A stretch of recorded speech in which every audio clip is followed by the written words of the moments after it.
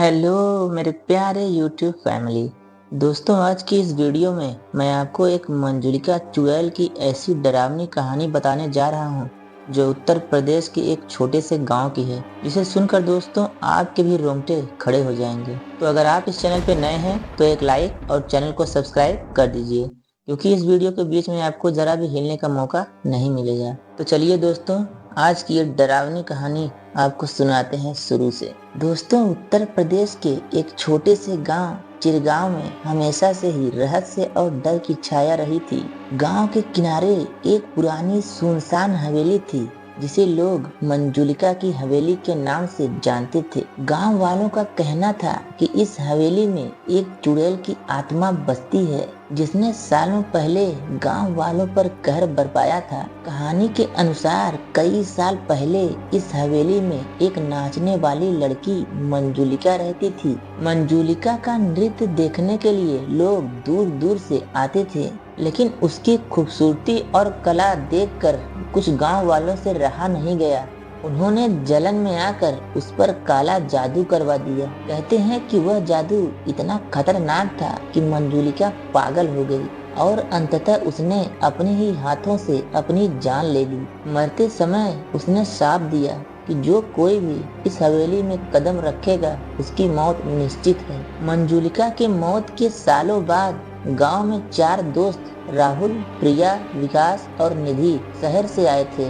उन्हें ऐसी कहानियों पर यकीन नहीं रहता था और उन्होंने ठान लिया कि वे मंजुलिका की हवेली में जाकर इस रहस्य को सुलझाएंगे।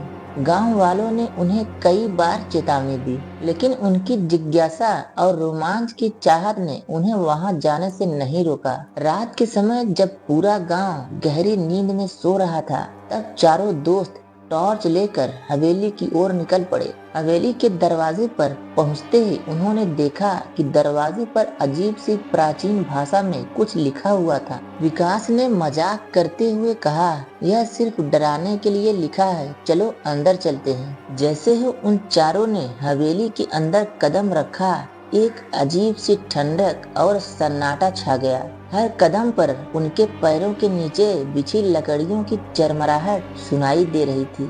अचानक हवेली के एक कोने से एक तेज चीख की आवाज आई। प्रिया ने डरते हुए कहा, मुझे यहाँ अच्छा महसूस नहीं हो रहा, हमें वापस चलना चाहिए। लेकिन राहुल ने उसे शांत रहने को कहा और आगे बढ़ता रहा। जैसे ही वे हवेली के गहरे कमरे की ओर बढ़े, वहाँ की दीवारों पर अजीबोगरीब चित्र बने हुए थे।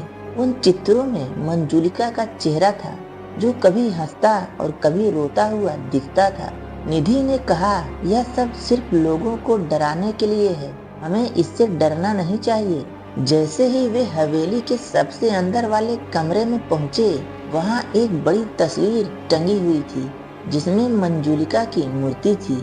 अचानक वह तस्वीर हिलने लगी और वहां की सभी बत्तियां अपने आप बुझ गई। चारों दोस्तों को ऐसा महसूस हुआ जैसे कोई अदृश्य शक्ति उनके पास आ रही हो। तभी अचानक हवेली का दरवाजा जोर से बंद हो गया और कमरे में चारों तरफ से डरावनी हंसी गूंज उठी।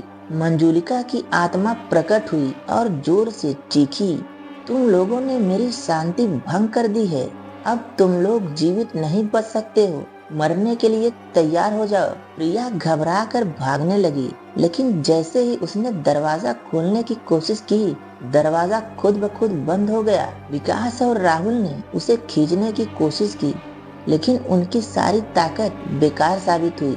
मंजुलिका ने प्रिया को हवा में उठाकर दीवार पर पटक दिया, जिससे उसकी गर्दन टूट गई और उसने वहीं दम तोड़ दिया।